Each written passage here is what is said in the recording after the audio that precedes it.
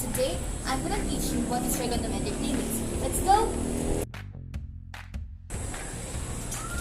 But first, what is limit? The limit of a function at a point A in its domain is the value that the function approaches as its argument approaches A. It is used to define the derivative and the definite integral. Informally, a function is said to have a limit L at A if it's possible to make the function arbitrarily close to L by choosing values closer and closer to A. Note that the actual value at A is irrelevant to the value of the limit. The notation is as follows, which read as the limit of f of x as x approaches to A is L. In this video, we'll be looking at some trigonometric limits. Our first trigonometric limit is limit of sine x over x as x approaches to 0 is equal to limit of x over sine x as x approaches to 0 is equal to 1. When you look at the denominator here, is same as the argument of the sine function. Also here, the numerator is same as the argument.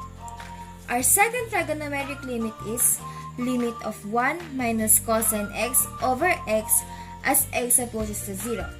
And again, we have the denominator x same as the argument of the cosine function, and that limit is 0. Let's try some equations. Let's try limit of sine 5x over x as x approaches to 0.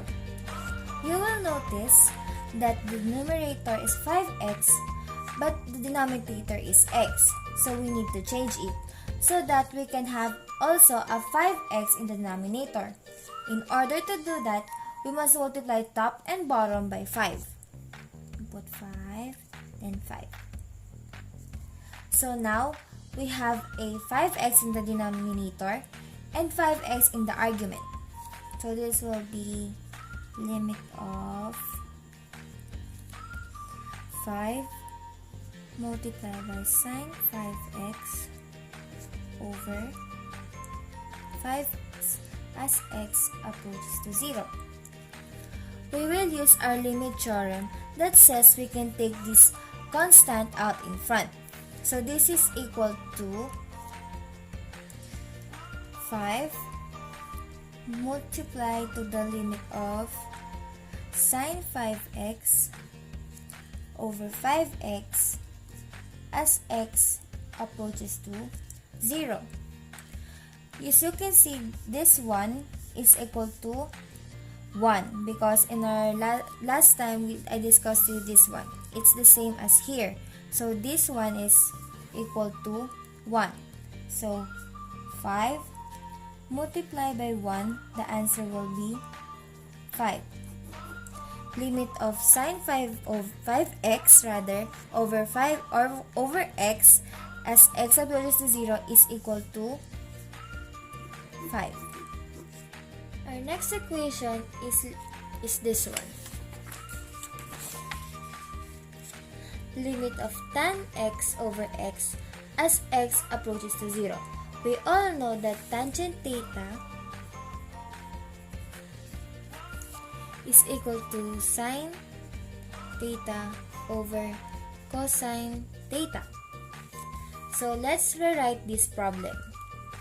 This is equal to limit of sine x over x multiplied by cosine x as x approaches to 0.